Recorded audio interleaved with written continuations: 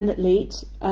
Once again, my wonderful prowess at all things technological seemed to challenge me, shall we say. So I've had to, there's something about my I use Firefox as my main browser, but it doesn't like Facebook, and it's saying, no, you cannot use this, the video, the camera, that's me.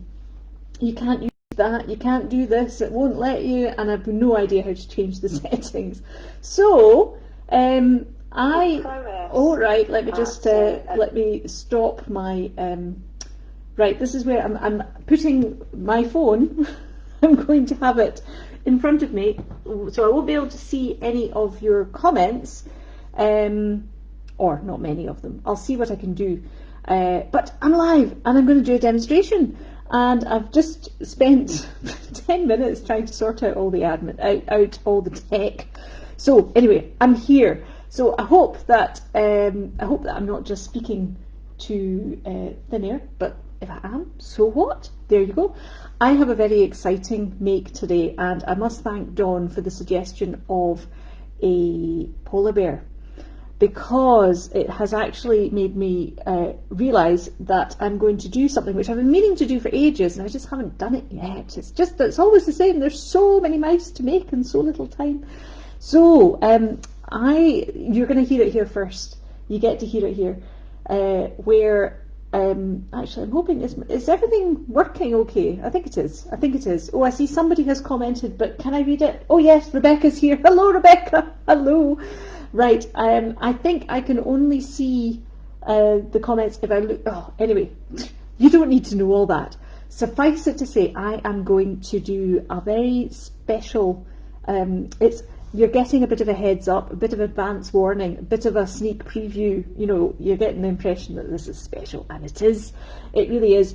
So whilst Rachel Pettitt, who made the wonderful little sailing boats, the wee sailing boats for June's mouse, and she also made the winter trees for last year. Well, she's also done a wee extra special, a little mini commission for me, and we discussed all about this, and so tonight I'm actually going to make it. Yay! So you get to see the heads up for what this, so it's only a limited edition thing, it's for October, it's for Halloween. And she made the most amazing Halloween trees. So here we go. These are the Halloween trees that she's made for me. I don't know, let's see if I can get this up close enough for the camera. So small block of wood. It's sort of like a cut down version of the winter trees. Oh, gosh, I can't even speak tonight. And it's wonderful. It's in sort of greys, and she's put a sort of a cobweb on this tree, and she's hand cut out all these gorgeous little ravens at the top. So I was thinking that I would make a wee spooky polar bear, a witchy polar bear with a pumpkin to go on these trees. So let's count off how many woohoos do we get for tonight's demonstration. So you get a polar bear. Yay! You get mini tiny polar bear, yay! And you get a lovely little collaboration with Rachel's Halloween trees, yay! And it's Halloween, yay! So how good can this be? How good is this going to be? So now I'm just looking over. I'm going to get a crick in my neck when I'm looking over here. So Dawn's on the line. Hello, lovely to see you. And Lorna, well done for making it as well. Thank you very much. So. Right, so let's crack on. I've no idea. I've not made many polar bears this small, as you know, but I'm going to make him sparkly, and with a sparkly black witchy hat. I'm not even. No, I definitely have not made a teeny tiny polar bear with a witch's hat. I've made polar bears with full-size polar bears with witchy hats, but not tiny ones. Let's see how it goes. So I think this will be a 4 gram, that's 466. I'm getting quite good at judging, but not perfect. It's amazing how you get, you get so used to, or I get so used to, that's 4 grams of clay, and it looks quite big to me. I just work on a very strange scale compared to everybody else. Oh, sorry, I've just bumped the camera there. Apologies. Right. So hopefully, I'm trying to keep an eye on my phone ahead of me so I can see whether I'm still in frame. You know what I mean. Anyway, now the sparkly white clay doesn't take much conditioning. It's actually, for some reason, it's got really soft. I don't know why, but the last, sort of maybe 10 packets or so of glitter white clay that I've got, the Fimo, it's been so soft to work with. But hey, we shall see. We shall give it a go. So I'm just rolling it into a ball to begin with. And let's see, I'm just wondering whether I should make this a sitting polar bear or a standing polar bear. Now he's going to have a little pumpkin next to him. So he'll have to hold something in his paws. So this really is, this is on the hoof designing here. This is kind of how I do it. I never draw anything, can't draw for toffee. Never sort of plan anything out. I just sort of think, oh, well, let's see what a tiny polar bear with a witchy hat would look like with a little pumpkin, and he probably needs a wand at some point as well. Yes, I think the little cauldrons that I've had, they're just too small. They're just too small, and I can't really. You see how? Oh, maybe you can't see, but it's incredibly soft. The clay at the moment, it's like working with Fimo Soft. This is supposed to be, well, it's Fimo Effect. It's never quite been quite so soft. So for the polar bears, for the tiny polar bears, I need to actually have more of a half and half, because I shape. Oh, I can see an air bubble. Just needs to be nicked out there. There we go. So yes, I mean, maybe it would be easier to make a. I'm sure it would be easier to make a mouse tonight, but polar bear it shall be. So here's me just shaping the head. He looks like a peanut at the moment, which is quite funny. I'll make him standing, but well, I'll make him standing the way that my normal polar bears stand, if you know what I mean. So I've got to kind of just tease out his nose, his muzzle, and then very gently shape the edge, the size of his. I can't speak today. And I know I have said this before, but multitasking, I used to think it was something I could do. No, definitely not. So I will, if I just go silent and concentrate, then forgive me. That's all I can say, because it's going to happen. So that's sort of his nose, but it's important, and I'm just very carefully, again, because this clay is so soft, I just need my little clay shaper just to press in the eyes. Just a little bit, and I'll need to squish that out. Squish it. Need to pull that out a little bit so that it doesn't. They're not too close together. And they're not too far apart. This is basically Goldilocks polar bear. It's got to be just right, and not too much of eye sockets as well. There's more sculpting in the polar bears actually than you might think, given that they're otherwise fairly straightforward. There we go. Right, that's not bad, but it'll be better when I actually put the eye holes in, the eye sockets basically. That'll make more sense there. Right, and because I'm going to have him standing up, I need to get his legs shaped with. Now, is the camera in the right place? Is that okay? Sorry, there are 10 comments and I can't read any of them just now. And I don't know how. So I'm kind of here. I'm asking questions and I don't know how to communicate with you all. Oh gosh. Right. So, because now what I would normally use this tool. I don't know what it's called, but this is I really like this tool, and I normally make legs for bunnies, polar bears, guinea pigs with this, but it needs to be thinner, so I'm going to make it with my doll making needle, I think it is. So basically just shaping the legs out a little bit and then lightly pressing to get the shape of the leg. And then I have to just pull the clay back. I mean, I cannot tell you how lightly I am holding this clay, and it really is, it's distorting quite easily. It's a bit of a pain, really. Oh, I can see some flob. No, flob. A little hair there. There we go. Right, so, and then I need to make sure that his legs are kind of equal side. I can push him down a wee bit, and that sort of helps give him a pair of haunches more. And of course, he needs a bum. I'm not sure why I said that in a bit of a sing-songy voice, but anyway. So this is just gently rolling the needle and then rolling from side to side, and he has a bun. I love how that works.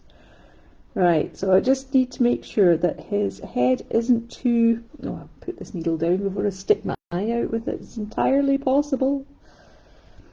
And while I do this, I'll just tell you, I was speaking to the photographer, not the photographer, that's Holly. No, I was speaking to the calendar maker, the printers, this afternoon, just to sort of touch base and to find out what I needed, when they needed it, what, you know, how I'm going to send through the photographs and all that. It's all really exciting. This is for the calendar, obviously. Right, I'm now going to mark where the eyes go. Actually, his muzzle is just a little bit too big. It's got to be quite delicate for one this size. So I'll say again, this is a 4-gram polar bear. Normally they're 10 grams, so they so you would think that this would be maybe just half the size. No, it seems to be a lot more. It's very strange, the sort of the size differential between, you know, when you're working with the smaller ones. When I start, I mean, the smallest mouses, I think, you know, is 2 grams that I make, so half the size again. It's all just a bit nuts, really. And because this is so soft as well, the clay is so soft, it's really easy to kind of get it, what's the word? Distort it. There we go. I'm sure I started saying, oh yes, that's right. So I was off speaking to the printers. This is Southfields in Edinburgh.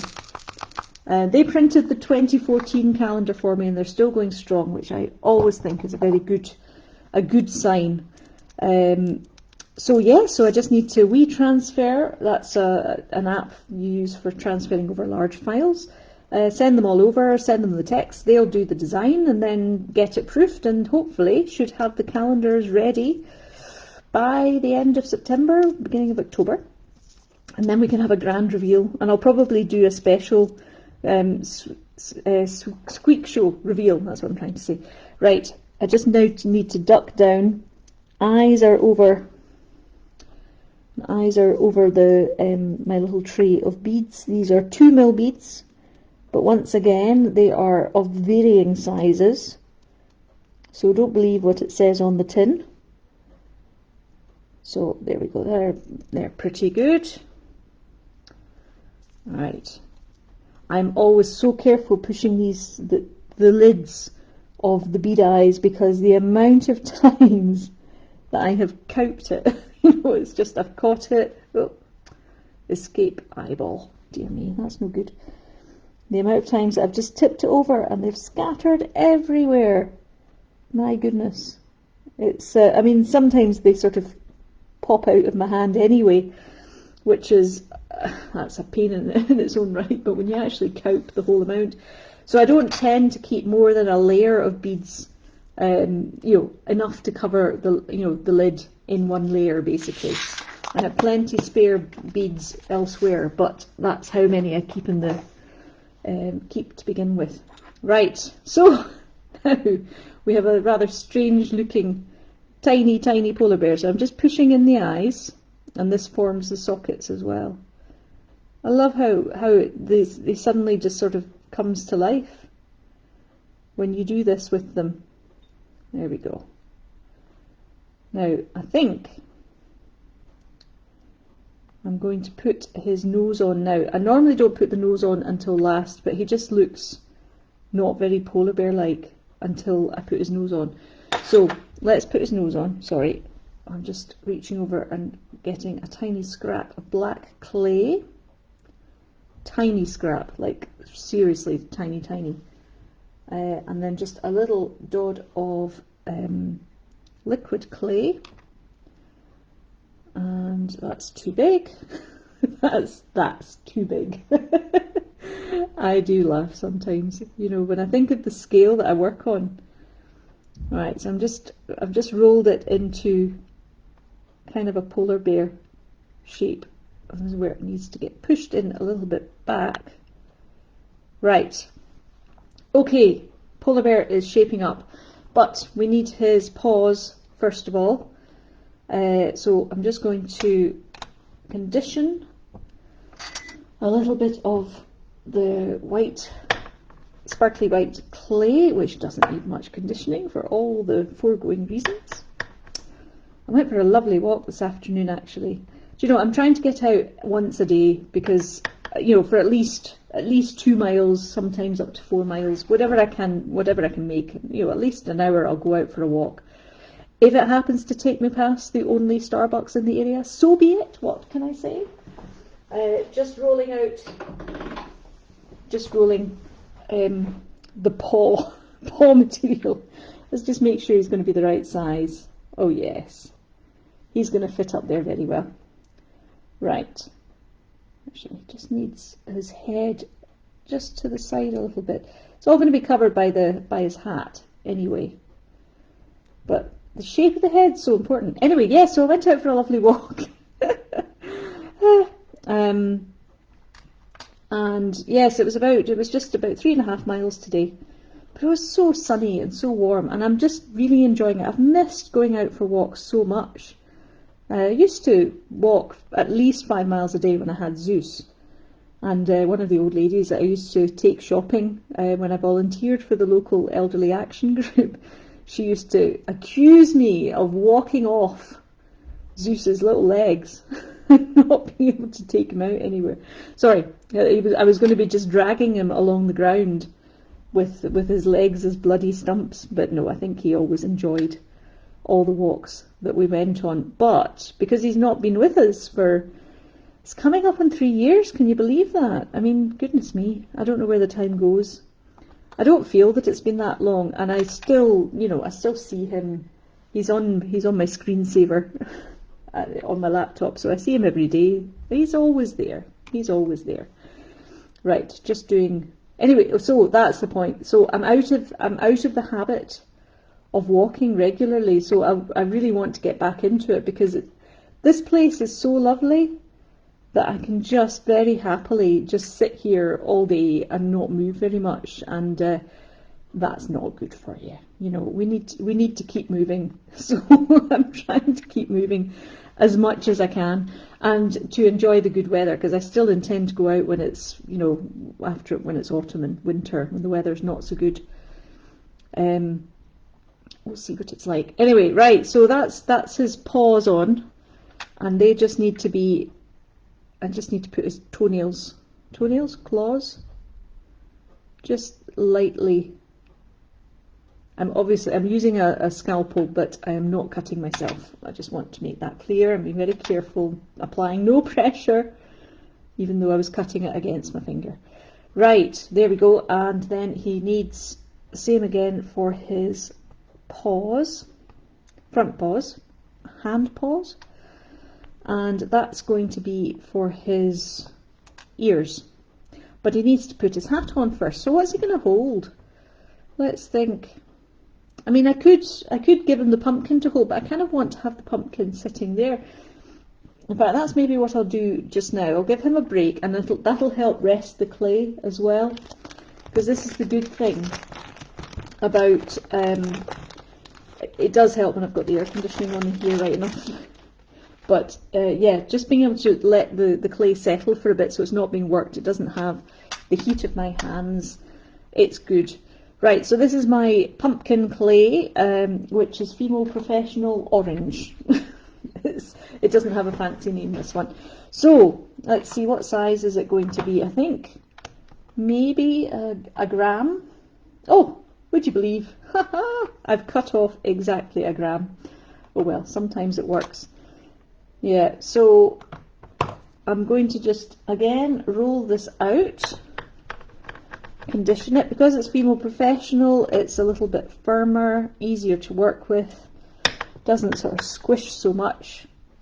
But of course it is quite warm in here, it's about 22 degrees at the moment, and I'm a lot hotter than that, so my hands are certainly making the clay a little easier or harder to work with, depending on your perspective. So it's exactly the same whether it's 1 gram or 10 grams. I'm using the same technique for squishing the clay to stop any air bubbles if I can. And then I'm going to roll it into a little pumpkin shape.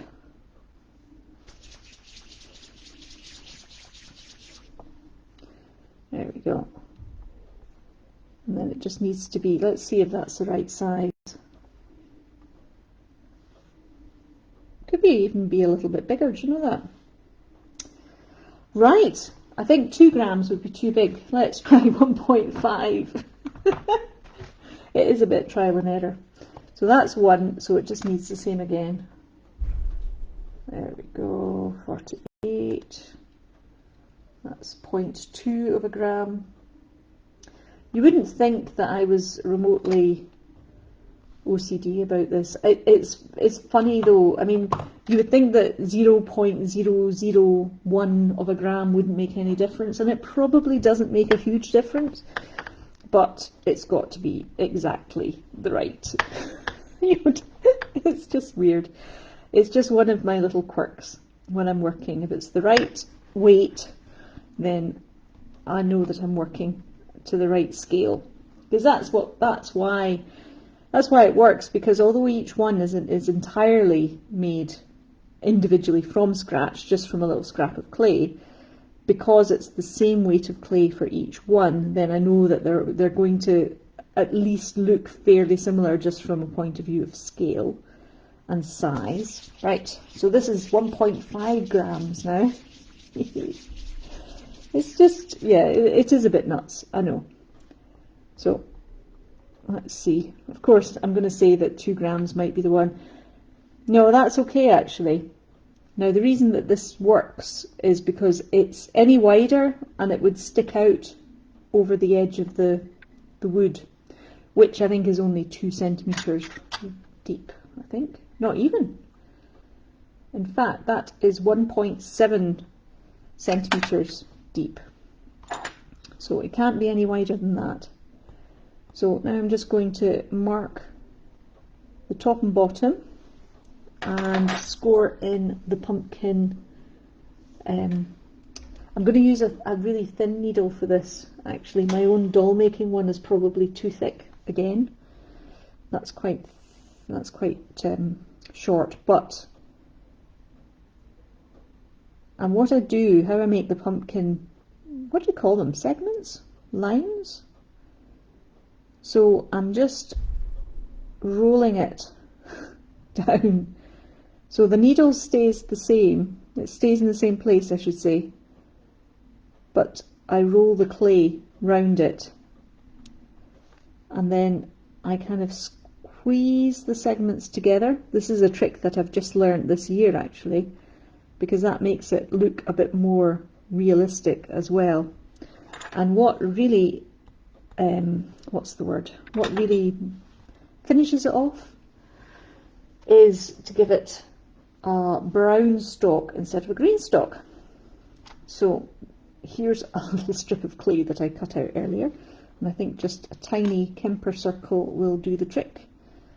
and all I'm doing, oh, I'm hoping that my hands are still in the right place. So this, I'm just tapping the bottom, rolling it, giving the stalk a bit of a flat top. I did some pumpkin investigations. I looked carefully at real pumpkins just to see how they actually looked, and having the stalk kind of as though it's been cut off looks more realistic, in my humble opinion. You may disagree, however. Right, so I'm now just settling it into that the indentation that I made, and then by using my clay shaper just to to make some marks on the stalks itself, then it looks more realistic. And you will find out. Can't give anything away, but you know, October is coming and Squeak Show and blah. So you might have gathered that I've been practicing with my pumpkin technique. Right, so that's a little pumpkin there. Right, let's give this guy a little hat. What's he going to have in his hands, though? I wish I could read your comments, because you might have put something like amazing that I needed to see. I'll come up with something. Maybe a wand will be the thing to do. But I might have to put that on and might have to give that to him later. I'm going to give him a sparkly hat. And this is actually Sculpey Primo.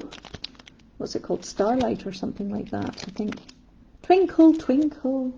This is, yeah, so Sculpey is an American brand and is a bit more poetic, I think we could say. It's a bit more poetic than the German settler. So yeah, this was orange, this is Twinkle Twinkle. So spot the difference. Spot which country has come up with which name. It's great.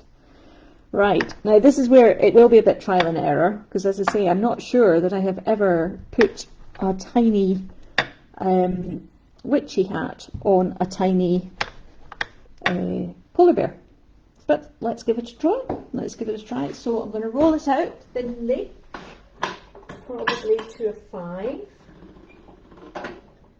Yeah, that's not bad. Right, now, as far as the size goes, the size of, I think, let's see, I think it's going to be that one. I realise actually that I think this light, is it this light or that light, is really, there we go, is it shining very much on the, no, that's better. Although, can I see now? We'll see. Sorry, I was talking about the reflection for the lamp, but that might be, that it's okay for me, but I don't know whether that works out. Anyway, this is how I make my hats. So cut, I think, this may even be a little bit too small. We shall see. Cutting it in half. Save that one for later. Tap down the edges to make sure that that's smooth. And then I curl it round into a cone, quite a wide brimmed cone.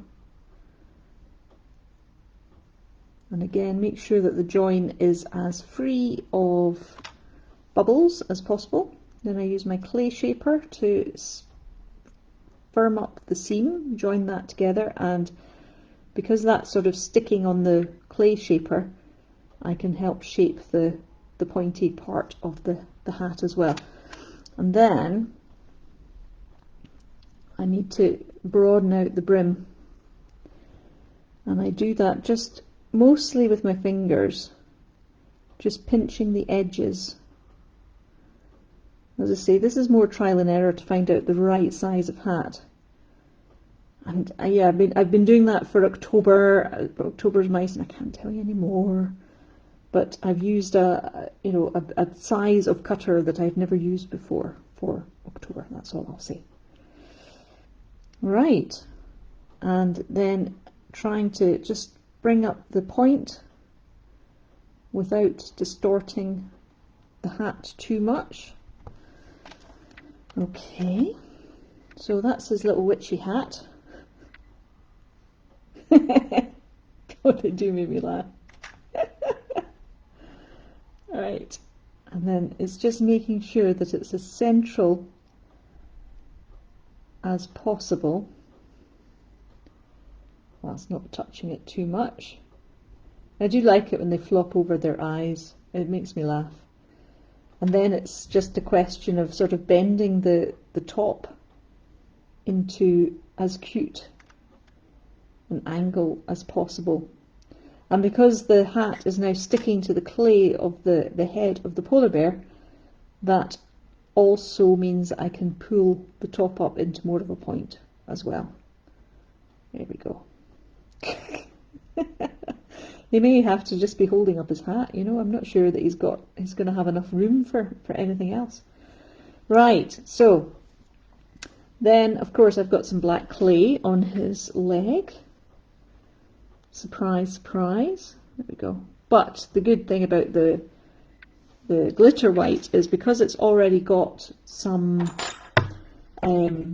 different colours running through the clay. It's translucent clay primarily, but it's got some glitters and obviously glitter sparkly bits and different colours. So it does actually make any flob a little harder to see. So if it wasn't so soft, it would be easy to work with. Right, this is where I'm going to put his ears on the outside of the hat. So I have taken a tiny little cutter, and this is where I have to sort of just trim. This is not going to be exactly half of the ear cut, because it needs to be sort of shaped more, and if I shape it too much, if it's half, then his ears will just be too big. So that's a tiny little sliver left, and then I'm going to just put a little bit of liquid clay, and I don't know whether you can see this, but so it's quite, this is a semicircle, half circle, half moon. So I'm just going to lightly, I mean, I really can't tell you how light that touch is, just to curl it so that I can put it on. And of course it can't be too thick as well, because it's coming out of his hat as well. Again, internal consistency is really, really, really important to me at least. And do the same again with the other ear. Make sure it's bending the right way. There you go. Actually, and I'm going to need to straighten this one out at all. How are we doing for time? I've not even looked at the clock. Oh gosh, it's 25 to 9. Sorry about that. Running over a wee bit. I may have to come back to this guy once I've decided what to give him. Or that his ear, sorry, he might just be holding up his hat with his paws. Make sure that they're out of his eyes. So I'm just lightly pressing his ears into the hat so it looks as though they're sticking up through. Because the clay is so soft, his bum cheeks have become a little bit obscure. Right, I think that's probably all the time that I've got to do at the moment. So we're nearly there though. He just needs something in his paws, and I haven't decided what that'll be yet. I may try something, but let's put him in situ with his pumpkin. See? Right, so it's a bit of an armless polar bear at the moment, but that's basically going to be roughly the design. And of course it'll be polar bears, guinea pigs, bunnies, mice, of course mice, penguins, and I'm so looking forward to doing these as just a little one-off. As I say, I've only got 20 of them, and it'll be sort of in between the rest of the squeak show. But oh, you didn't see that, did you? Sorry little bear, dear me. Right, oh god. Everything's sticking to everything and falling off, dear me. It's really small, it's really tiny stuff. Anyway, I'll finish now, And I'll read all your comments. I've not been able to read throughout this, but thank you for joining me throughout this. And I'll post pictures of the finished piece in the morning. But I'm really glad, finally, that I've had a chance to play with Rachel's beautiful little Halloween trees and to make a polar bear as well, because normally I'd be making a mouse there. And I may well make a mouse, well, obviously I'll make mice as well. But that was quite fun. The first one, the first creature, wee creature, tiny creature for the Halloween pumpkin trees, Halloween trees, was a polar bear. So thank you again, Dawn, for that. And I shall see you tomorrow. Thank you very much again. Bye.